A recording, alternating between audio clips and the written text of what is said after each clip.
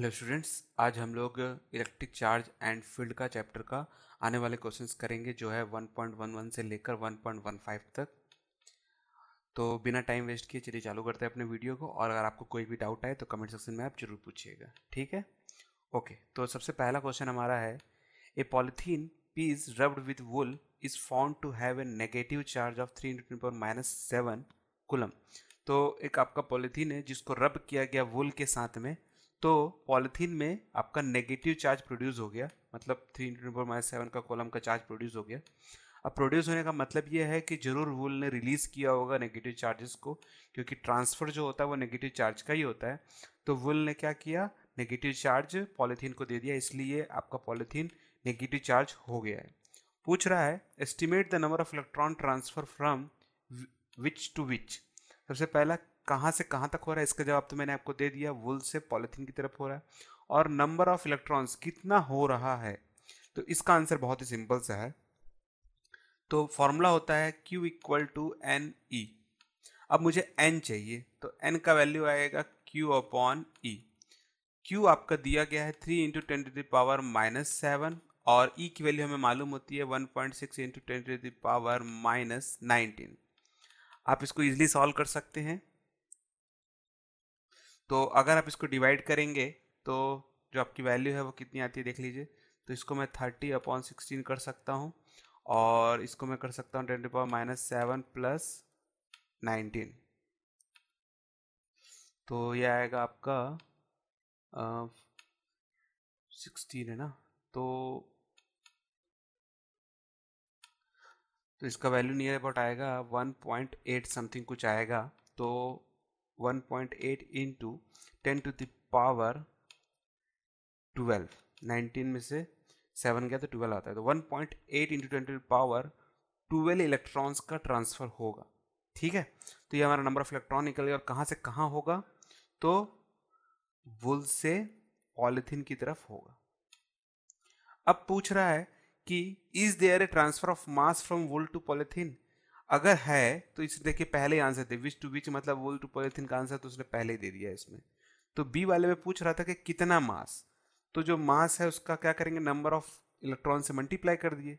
तो मास का, आपका इलेक्ट्रॉन का mass into number of electron को अगर आप मल्टीप्लाई करेंगे तो आपका आंसर आ जाएगा।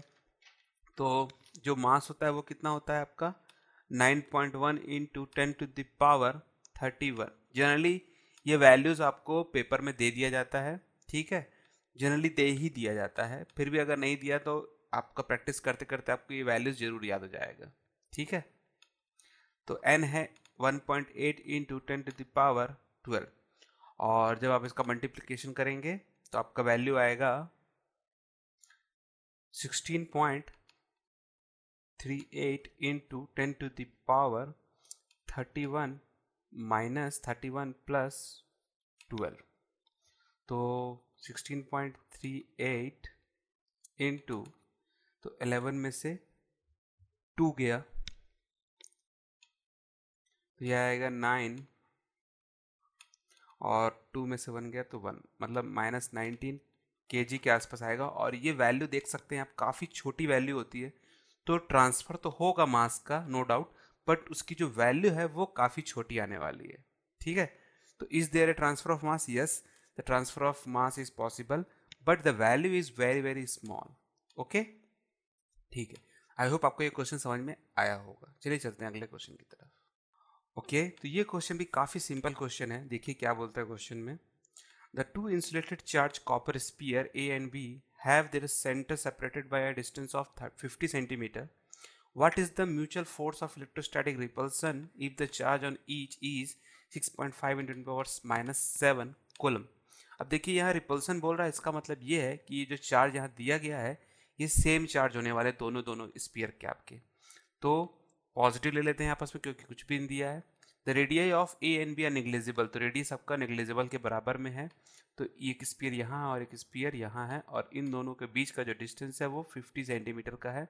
और दोनों चार्ज आपका कितना है, 6.5 इंटू 10⁻⁻7, और ये भी होगा 6.5 इंटू 10⁻⁻7, ठीक है।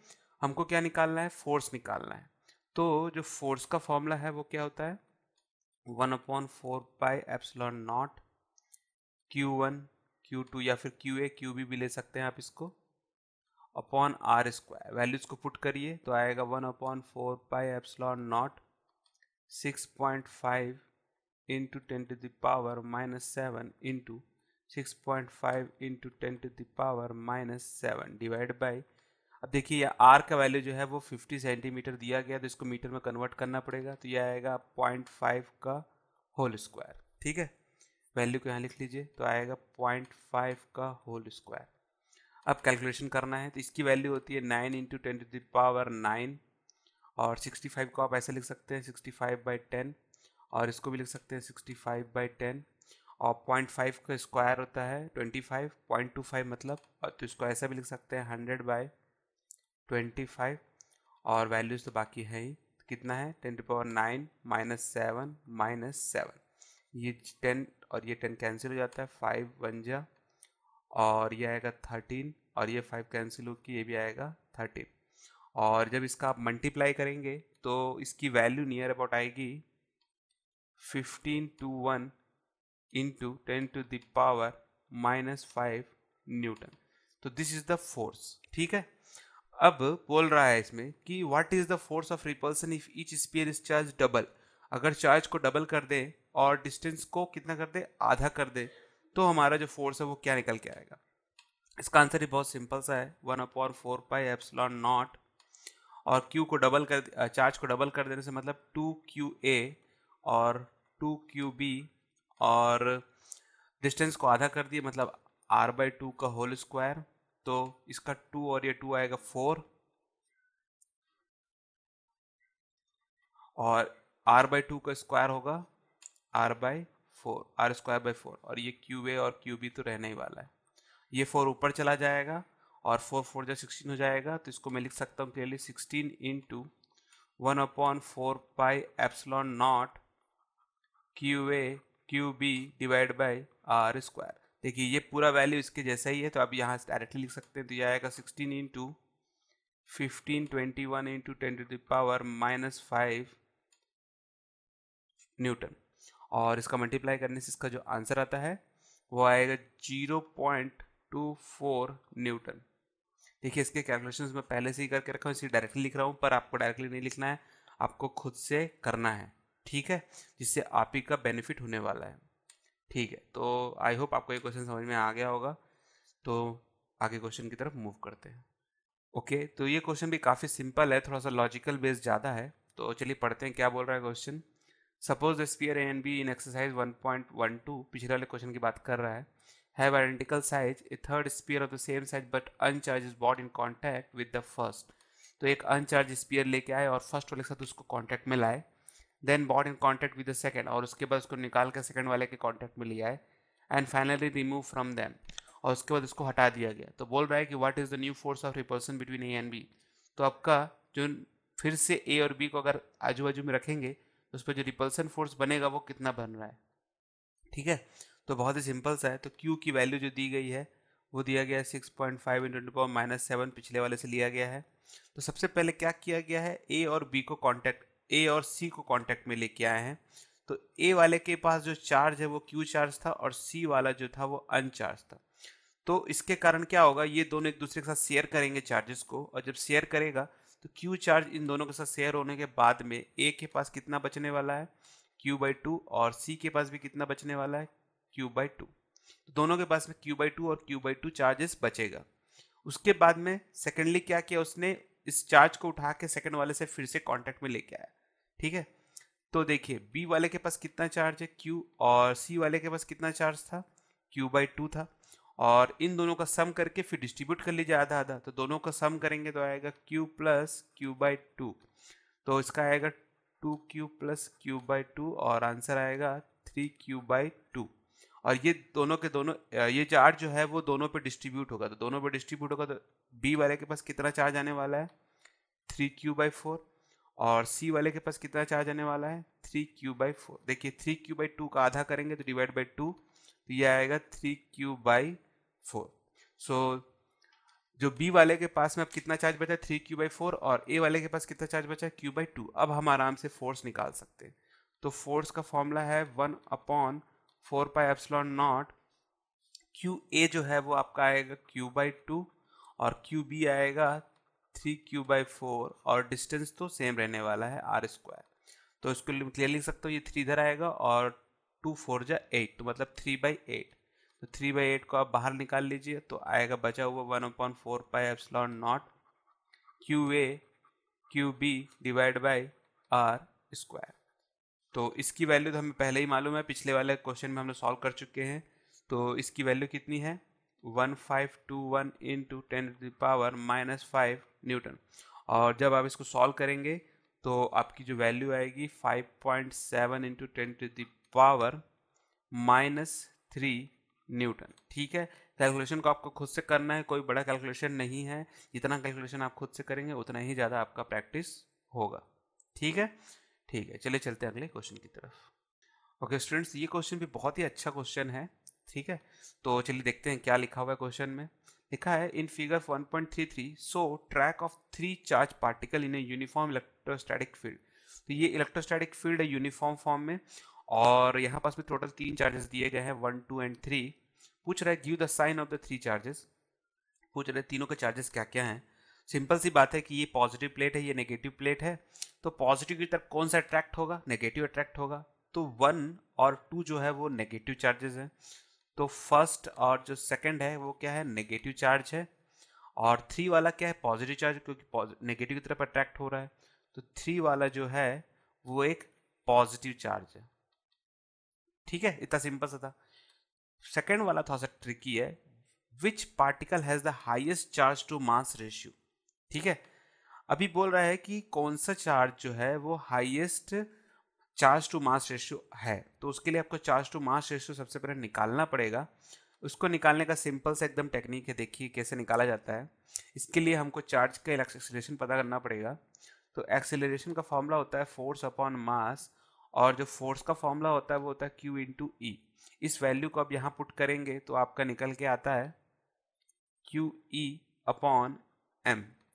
ठीक है, और इस वैल्यू को आपको उठाना है, और एक फॉर्मूला है न्यूटन्स आपका लॉ ऑफ मोशन का इक्वेशन का, तो S इक्वल टू होता है ut प्लस हाफ AT²। अब इनिशियली ये चार्ज रुके हुए थे, तो इनिशियली इसकी वैल्यू जो है वो 0 आएगी, और ये हाफ, और एक्सेलरेशन की वैल्यू यहाँ से उठा के यहाँ रख लीजिए, तो QE/m और T²।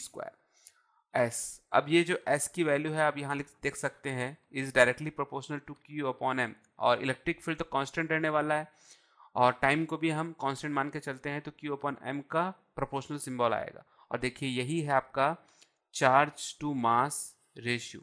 अब जिसका ज़्यादा डिफ्लेक्शन होगा वो आपका चार्ज टू मास रेशियो ज़्यादा रखता है। बट यहाँ पास में एक प्रॉब्लम ये है कि किसी भी चार्ज की वैल्यू नहीं दी गई है और मास भी नहीं दिया गया है। नॉर्मली देखा जाए तो ये एक प्रोटॉन है, और प्रोटॉन के पास में ज़्यादा मास होता है एज़ कम्पेयर टू इलेक्ट्रॉन के मुकाबले।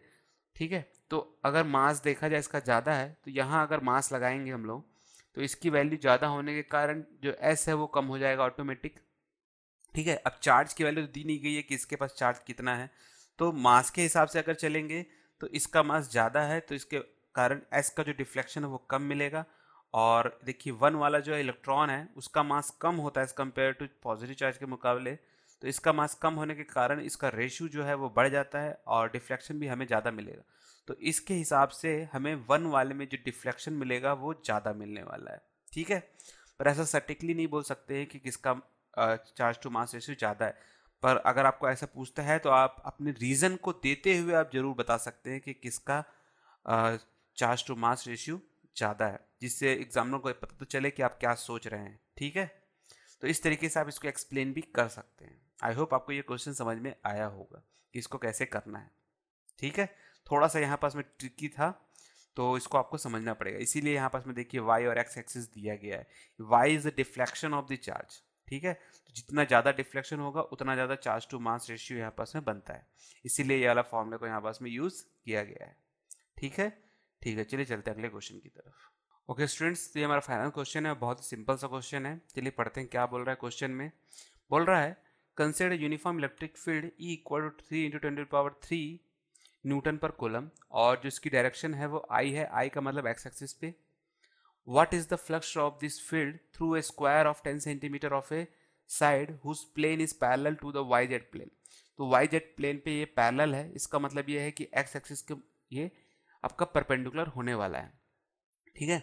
What is the flux through the same square if the normal to its plane make a 60 degree angle with the x axis. अगर इसको परपेंडिकुलर की जगह 60 डिग्री एंगल पे रखा जाए तो उसका फ्लक्स कितना निकल के आने वाला है, ठीक है। तो सबसे पहले आपको फ्लक्स निकालना है, तो फ्लक्स के लिए फॉर्मूला होता है ई डॉट डेल एस। तो इलेक्ट्रिक फील्ड दिया गया है, डेल एस नहीं दिया गया है, पर हम ये जो डेल एस होता है वो एरिया होता है, तो इसको हम निकाल सकते हैं क्योंकि स्क्वायर यहाँ पास में दिया गया है और उसका साइड 10 सेंटीमीटर का दिया गया है। तो जो साइड है ए की वैल्यू जो है वो 10 सेंटीमीटर की है, तो इसको मीटर में कन्वर्ट करेंगे तो आएगा 0.1 मीटर, और डेल एस आएगा 0.1 इंटू 0.1, ठीक है।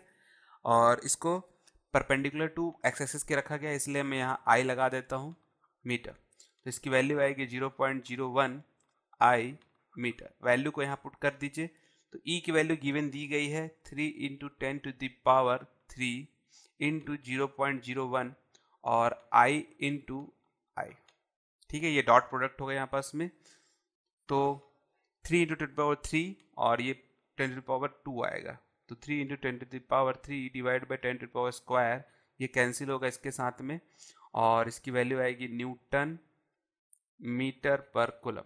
तो आंसर आएगा 30 न्यूटन मीटर पर coulomb. This is the final answer of 5 flux, ठीक है। आई होप ये समझ में आया होगा। डायग्राम कैसा होगा, ये एक्स एक्सिस है, इसको वाई ले सकते हैं और इसको जेड ले सकते हैं, ये डिपेंड करता है, एक्स वाई में दिक्कत नहीं है कि आप किसको लेते हैं, मेन है ये एक्स एक्सिस, और एक्स एक्सिस के परपेंडिकुलर में आपका ये आपका स्क्वायर रहने वाला, देखिए परपेंडिकुलर है, ठीक है। सिंपल सा था एकदम। अब बोल रहा है 60 डिग्री अगर इसको रखते हैं तो क्या होगा, इसी को अगर मैं, देखिए ये एक्स एक्सिस है और इसको आप वाई मान सकते हो, इसको आप जेड मान सकते हैं, ये आपके ऊपर डिपेंड करता है। इसको मैं देखिए कुछ इस टाइप के से एंगल में रख लेता हूँ और ये 60 डिग्री बनाता है यहाँ। तो जो फाई ई की जो वैल्यू है वो आएगा E dot del S cos 60। Value को बस पुट करिए यहाँ पास में, तो आएगा 3 इंटू 10 का, तो इसकी वैल्यू तो 10 ही आने वाली है, और 60 की वैल्यू यहाँ पुट कर देते हैं, तो ये आएगा 1/2, तो इसको कट करेंगे तो आएगा 1.5, तो मल्टीप्लाई करेंगे तो आएगा 15 न्यूटन मीटर पर कूलम। कैलकुलेशन पार्ट है, बहुत ही सिंपल सा है, आप आराम से इसको कर सकते हैं, ठीक है। और आई होप आपको ये क्वेश्चन समझ में आया भी होगा। न्यूटन पर कूलम, और ये मीटर स्क्वायर है, सॉरी यहाँ पास में स्क्वायर है, तो ये भी स्क्वायर होने वाला है और ये भी स्क्वायर होने वाला है, ठीक है। बस इसको भी थोड़ा सा ध्यान दीजिएगा, कैलकुलेशन पार्ट में यूनिट का भी बहुत ज़्यादा इंपॉर्टेंस होता है। हाफ मार्क्स मान सकते हैं आप इसको कि आपको यूनिट में भी मिल सकता है, अगर यूनिट आपका सही है तो। डिपेंड करता है वैसे चेकर के ऊपर में भी, पर जनरली यूनिट के ऊपर में भी मार्क्स रहता है, ठीक है। तो इसी तरीके से हमारे टोटल 5 क्वेश्चंस कंप्लीट होते हैं। तो इस वीडियो को हम लोग यहीं क्लोज करेंगे। अगर इस पूरे क्वेश्चंस पे कोई भी डाउट आता है तो कमेंट सेक्शन में आप जरूर पूछिएगा, और मुझे उम्मीद है कि आपको ये वीडियोस पसंद आया होगा। पसंद आया है तो इसे लाइक और शेयर जरूर कर दीजिएगा, और अभी तक हमारे चैनल से आप नहीं जुड़े हैं तो सब्सक्राइब करना बिल्कुल भी ना भूलें। Thank you for joining this video.